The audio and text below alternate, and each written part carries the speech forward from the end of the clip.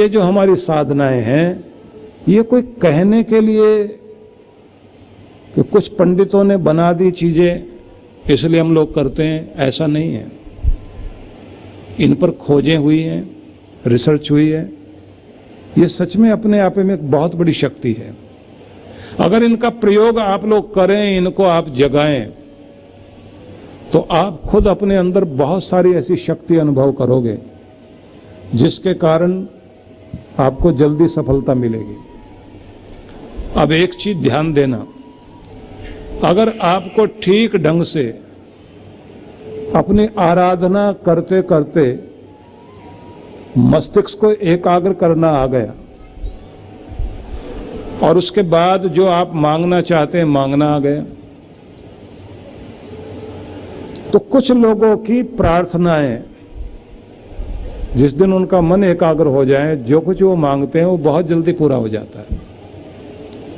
कुछ लोग घबराए रहते हैं, कितनी भी प्रार्थना करें, कैसे भी सिद्ध मंदिर में जाएं, उनकी कामना पूरी नहीं होती। इसकी टेक्निक सीखनी चाहिए। वो जो पुराना समय था जिसमें ये कहते थे कि कोई देवी, कोई महिला अपने घर में बैठकर साधना करती थी, देवी देवताओं को प्रसन्न कर लेती थी, वो जो कुछ मांगती थी वो कामना पूरी हो जाती थी। अब लोग ये सोचते हैं कलयुग है, अब ऐसा नहीं हो सकता। कलयुग में इतना ही हुआ है कि हमारी चंचलता बढ़ गई है। अगर हमारी एकाग्रता पूरी हो और मन को शांत करना सीख जाए तो भगवान पहले भी वही थे, आज भी वही है और आगे भी वही होंगे। भगवान में कोई अंतर नहीं है, अंतर मनुष्य में आया है। तो वो कला सीख लीजिए जिसके करने से आपकी कामनाएं भी पूर्ण होती हैं, सफलताएं भी मिलती हैं। आपने एक चीज देखी होगी कि जो लोग अपने बिजनेस में कामयाब हो रहे होते हैं, उनको हर रोज नए नए विचार आते हैं, नए नए आइडियाज आते हैं और वो और आगे बढ़ते जाते हैं और आगे बढ़ते जाते हैं। और जो बेचारा पिछड़ जाता है वो और पीछे जाने लग जाता है और पीछे जाता है और पीछे जाता है और पीछे जा रहा होता है। और जितना वो रोता है, घबराता है, चीखता चिल्लाता है, और काम बिगड़ जाते हैं। ऐसा क्यों होता है? तो ध्यान से समझ लें, आपका मन एकाग्र हो और शांत हो, पॉजिटिव थिंकिंग हो। जिस चीज पर आप केंद्रित करोगे मन को, वो चीज आपके जीवन में बढ़नी शुरू हो जाएगी। तो आप लोग बोलते रहे हैं, दुख में सिमरन सब करें, सुख में करे ना कोई। जो सुख में सिमरन करे तो दुख काहे को होए। अब इसको थोड़ा सा उलट दीजिए। अगर आप इसको सही समझना चाहते हैं और इसका फायदा लेना चाहते हैं, दुख का सिमरन सब करें, दुख में नहीं, का कर दीजिए। दुख का सिमरन सब करें, सुख का करे ना कोई। सारा दिन दुख को याद करते हैं ना, तो जिसे याद करेंगे वो हाजिर होगा जरूर।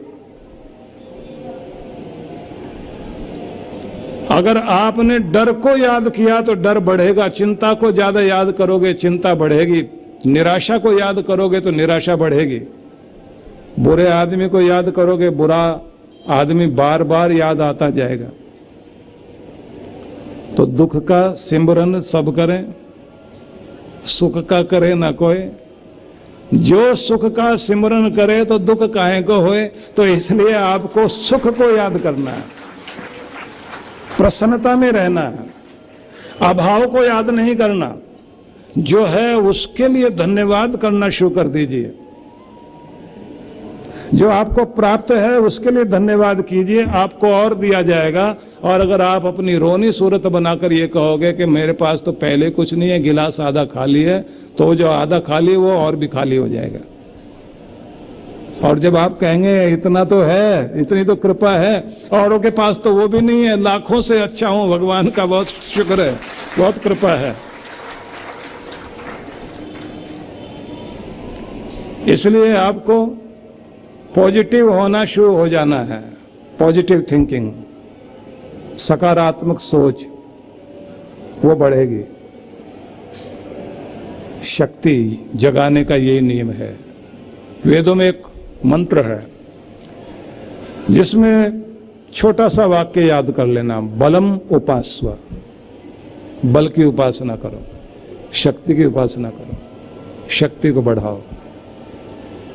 स्वामी विवेकानंद बोलते थे कि दुर्बलता की बातें करने से कभी शक्तिवान नहीं होगे। अगर शक्तिवान होना चाहते हो तो शक्ति की उपासना करो, शक्ति को याद करो, शक्ति को मस्तिष्क में धारण करो, शक्ति का चिंतन करो तो शक्ति तुम्हारे अंदर जागेगी। और अगर दुर्बलता की बातें करते जाओगे तो शक्ति कभी नहीं आएगी। मैं भी निवेदन करना चाहता हूं आपसे, शिव की कृपा भी हमें चाहिए, शक्ति की कृपा भी चाहिए। तो आपको कुछ बातें करनी हैं जो मैं अभी बोलूंगा, आप उन्हें ध्यान से सुनते जाना, और अगर नोट कर सकें तो बहुत अच्छा। क्योंकि अभी हम लोग जो चर्चा करेंगे उसका मतलब होगा कुछ प्रसाद हमारे साथ जाना चाहिए। पहली बात जिस पर हम सबका ध्यान जाना चाहिए, जिस चीज का हम अभ्यास करते हैं वह चीज स्थायी हो जाती है।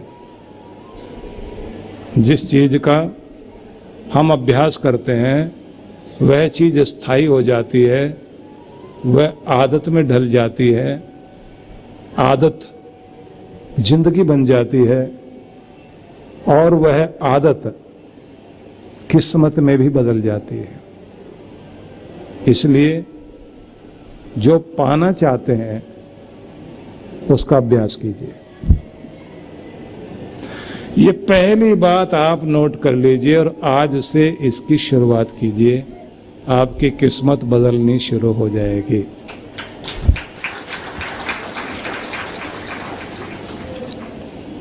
दूसरी बात, आदर्श परिस्थिति का इंतजार करने में मत लग जाइए। अच्छा वक्त आ जाए तब मैं कुछ करूं, तब कोई बात बने। आदर्श परिस्थिति के इंतजार में मत बैठें। अनुकूल समय कभी नहीं आता। जब आप जिस भी परिस्थिति में हैं उसी में अपने जीवन को और अपनी सफलता को पाने में लग जाते हैं, वही परिस्थिति आपकी अनुकूल बन जाती है। इसलिए आपको आदर्श परिस्थिति के इंतजार में नहीं बैठना। करना क्या है? सही योजना, सही कर्म, सही प्रेरणा, सही दिशा, इसमें आप लगातार लग जाइए। सफलता आपके पीछे जरूर आएगी। आपको सफलता के पीछे भागना नहीं पड़ेगा। अगली बात, योग्यता के, स्किल के कारण, योग्यता के कारण लोग नौकरी पर रखे जाते हैं। योग्यता के कारण लोग नौकरी पर रखे जाते हैं। खराब व्यवहार के कारण बाहर निकाल दिए जाते हैं। ध्यान से समझ लेना इसको। मेहनत करके बरसों से आपने सर्टिफिकेट पाया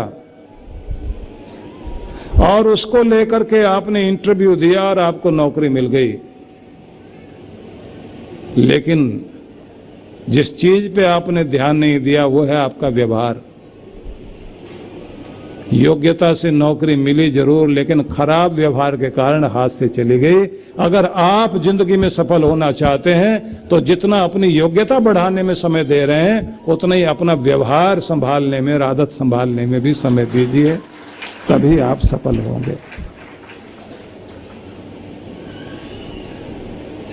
देखा है कितने लोगों को वो कहते हैं बार बार नौकरी मिलती है छूट जाती है। वजह देखो जी, मैं गलत बात बर्दाश्त नहीं कर सकता। वो सारे गलत हैं वहां, और सारे गलत थे साहब। अच्छा, एक ही जगह गलत थे, 5 जगह से निकाले गए तुम तो। बोले जमाना ही खराब है, कलयुग है साहब। सारी दुनिया खराब है, वो खराब नहीं है, बस वो अपने को बदलने को तैयार नहीं है। वो नौकरी बदलता है, स्थान बदलता है, शहर बदलता है, घर बदलता है, लेकिन अपनी आदत बदलने को तैयार नहीं। तो वो आदत रुलाएगी, जरूर रुलाएगी, जरूर रुलाएगी। इसलिए आप नोट करते जाइए, क्योंकि अगर मैं इसकी व्याख्या करूंगा समय ज़्यादा लगेगा ना। 2-3 बातें आपको और याद करा दूं, क्योंकि जाते जाते कुछ प्रसाद आप लोग और अपने साथ लेकर के जाएं। भगवान ने हजारों अवसर दिए हैं आगे बढ़ने के। श्रद्धा रख करके उन अवसरों को, भगवान का ध्यान करके उन्हें ढूंढिए, जिंदगी को ऊंचा उठाइए। क्योंकि परमात्मा कभी भी किसी चिड़िया के घोंसले में दाना नहीं डालता, लेकिन जमीन पर जगह जगह दाने बिखेर कर जरूर रखता है। बस इतना ही करना होता है, चिड़िया को जाकर वहां से खाना होता है। ऐसे अवसर आपके लिए भी दुनिया में बहुत हैं। अपने अवसर ढूंढो, क्योंकि आपका मालिक आपको बहुत प्यार करता है। उसने आपकी जिंदगी को आगे बढ़ने के लिए बहुत मौके दिए हैं। किस्मत को कोसने से बात नहीं बनेगी, अपने अवसर को पहचान कर, ढूंढ कर उसके लिए काम करने की जरूरत है। अगर आप उस पर काम करते हैं तो बात बनेगी जरूर। एक बात और, जो लोग दूसरे की सफलता को देखकर जलते रहते हैं, वो पीछे रह जाते हैं। अगर किसी का बिजनेस अच्छा नहीं चल रहा है तो बराबर वाले का, पड़ोस वाले का बिजनेस देख करके जलना मत, नहीं तो और पीछे रह जाओगे। बल्कि धन्यवाद करना और कहना भगवान तेरी बहुत कृपा है, नंबर मेरा भी लगने वाला है। जब लक्ष्मी बराबर वाले तक पहुंच गई तो आगे मैं ही तो खड़ा हुआ हूं।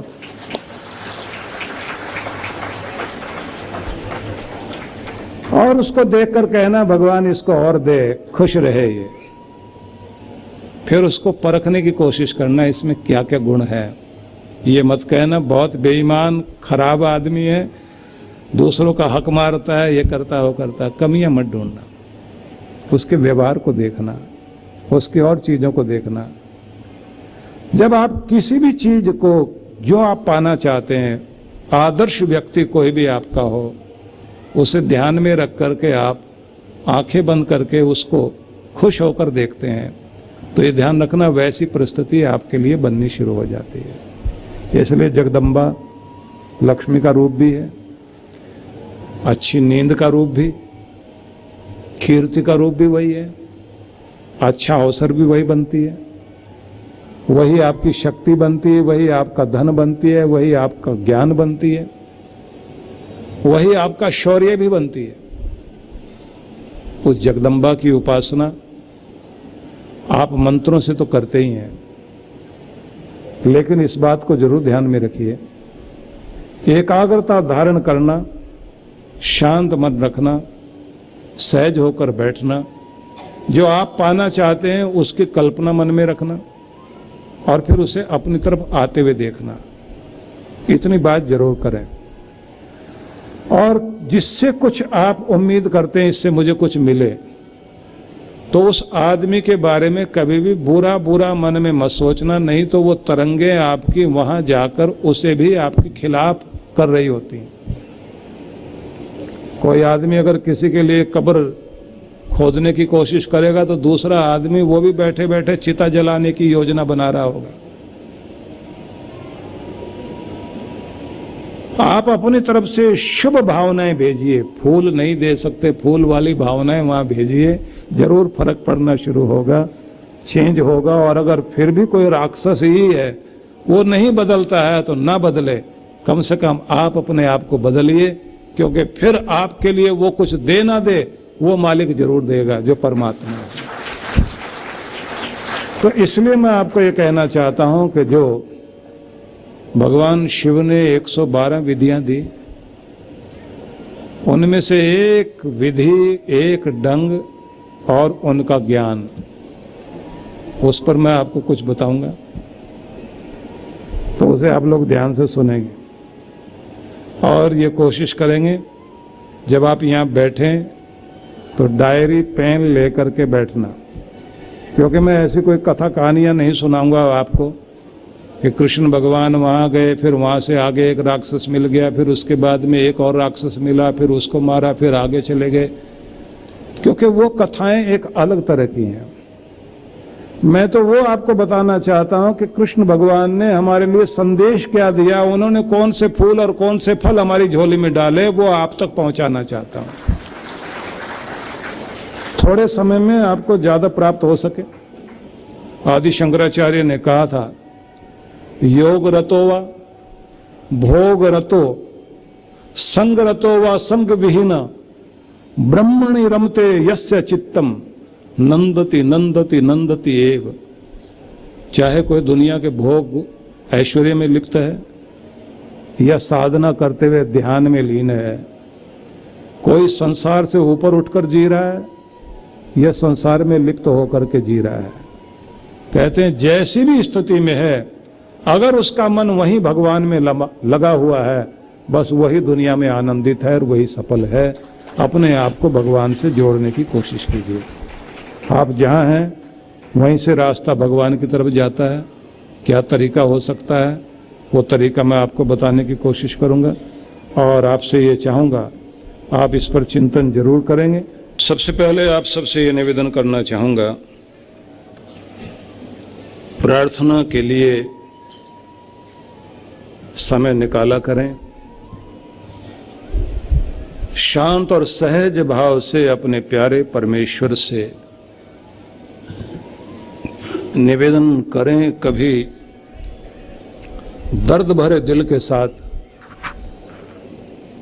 कभी धन्यवाद की मुद्रा में।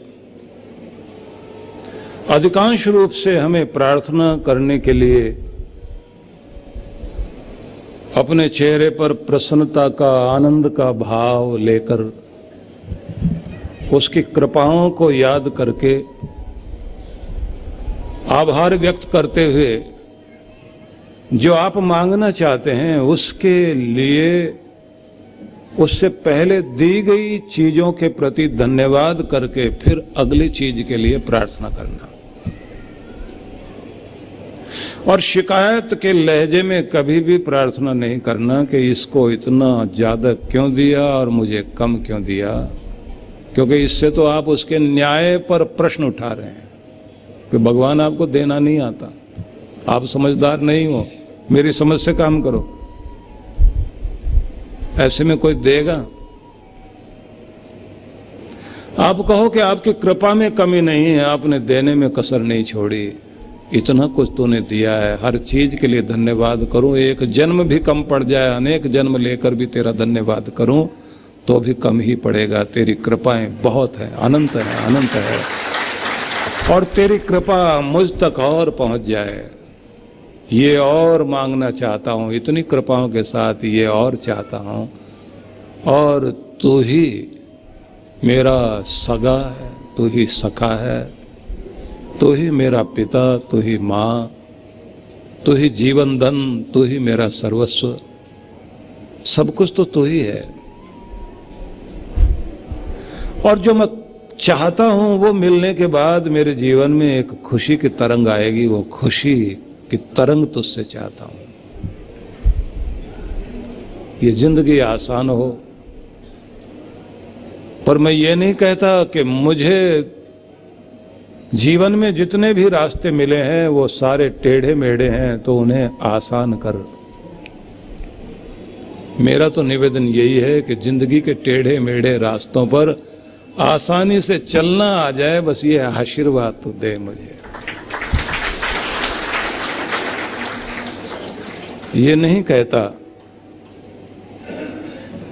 कि जिंदगी है और उलझने उलझने हैं, तो आ और उलझने सुलझा। नहीं, मेरी चाहत तो यह है कि वो बुद्धि दे कि जिससे उलझने सुलझा सकूं। मैं तुझसे नहीं कहूं कि तू सुलझा, तेरा बेटा ही इतना लायक बन जाए कि अपनी भी उलझने सुलझाए, दूसरों की भी उलझने सुलझा सके। तो मुझे सिखा और सशक्त बना।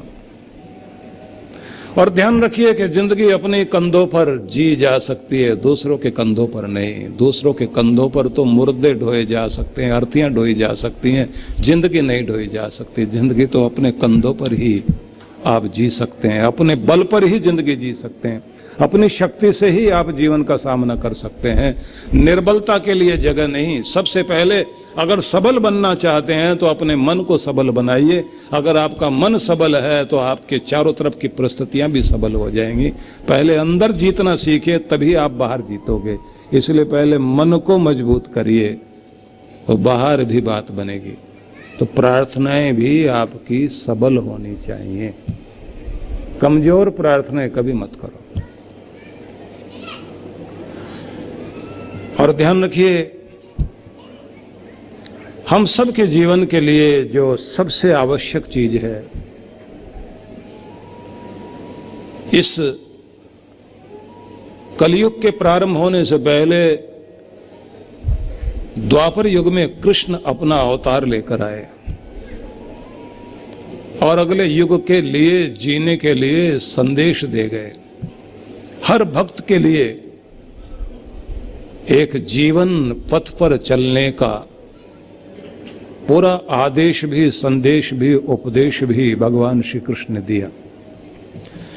और आप लोग जानते हैं कि भगवान श्री कृष्ण अवतार ही नहीं, वो संपूर्णता के प्रतीक हैं, जहां संपूर्णता दिखाई देती है। किसी एक शीर्षक में कृष्ण के स्वरूप को बांधा नहीं जा सकता कि ये कहूं या ये कहूं।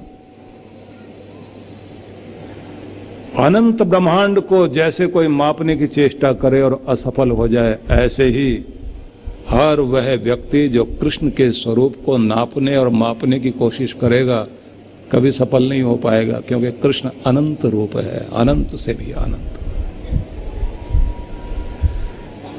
इसलिए भक्तों की साधना भावना से परे आत्मा के सूक्ष्म कंपन के समान अतीव प्रेम और आनंद का परम चैतन्य है कृष्ण का स्वरूप।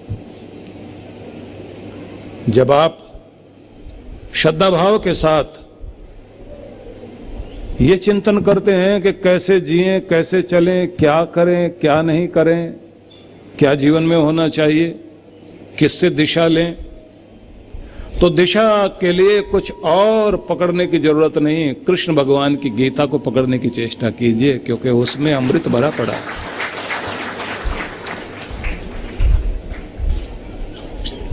जैसे मां शब्द है, ममत्व की सीमा से परे किस ममत्व की सीमा क्या हो सकती है। मां का ममत्व ऐसा है कि जिसे आप असीम कह सकते हैं, उसे सीमाओं में नहीं बांधा जा सकता। अपार है, वैसे ही अनंत अनंत कृपाओं की तरह अपार है कृष्ण कृपा। श्रद्धा भाव से आप गीता के संदेशों को पढ़िए, क्योंकि हर सिद्धांत जहां ठहरता सा दिखाई देता है और हर सिद्धांत जैसे जीवन की चुनौतियों का सामना करने के लिए शक्ति देता है, ऐसा कुछ रूप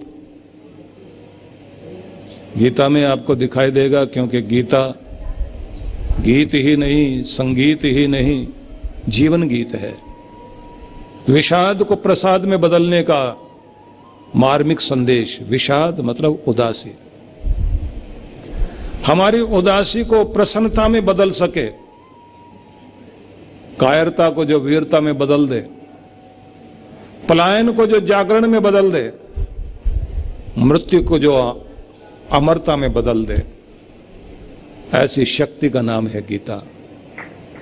इसलिए गीता को साधारण मत मानिए। कुछ लोग ये सोचते हैं ये तो मरने वाले को सुनाए जाने वाला ग्रंथ है। हम लोग ये सोचते नहीं कि गीता का ही संदेश था जिसने अर्जुन को राज, ऐश्वर्य, भोग, सफलता, जीत सब कुछ प्रदान कर दिया। अगर आप अपनी जिंदगी में जीतना चाहते हैं, सफलता चाहते हैं, कीर्ति चाहते हैं, सम्मान चाहते हैं, राज ऐश्वर्य चाहते हैं, तो गीता पढ़ना शुरू कर दीजिए, आपको सब कुछ मिलेगा। अद्भुत है ये। हारे हुए को भी जो जिता दे वही तो गीता है। जिसका हक छीन लिया गया था उसका हक उसे दोबारा दिला दे, तो गीता से ही तो शुरुआत हुई। अर्जुन मरने नहीं लगा था जो भगवान कृष्ण बोले कि चलो तुम्हारी मुक्ति हो जाएगी, गीता सुन लो। मरे हुए मन के अंदर भी जिंदगी डालने के लिए भगवान कृष्ण ने गीता को सुनाया था। इसलिए गीता हिंदुस्तान की सबसे बड़ी शक्ति है। पूरी दुनिया में अगर कुछ दिया जाना चाहिए तो गीता दी जानी चाहिए। इसलिए निवेदन करूंगा, गीता जरूर अपने पास रखिए और सवेरे हो सके तो 5 श्लोक नहीं तो कम से कम 1 श्लोक तो रोज पढ़ो। जब कृष्ण भगवान ये कहते हैं कर्मण्येवाधिकारस्ते मा फलेषु कदाचन, तो समझने की चेष्टा करना भगवान ये कह रहे हैं तू बस केवल अपना कर्तव्य, अपना कर्म निभा, फल की चिंता न कर। फल के लिए तेरा पिता, तेरा भाई, तेरा मित्र, तेरा सखा, तेरा सब कुछ तेरे साथ बैठा हुआ है। कृपा जरूर होगी, निश्चित रूप से होगी। तुम अपनी तरफ से कसर नहीं छोड़ना। भगवान करे आप सबके जीवन में बहुत बहुत खुशहाली आए, आप सभी प्रसन्न रहे।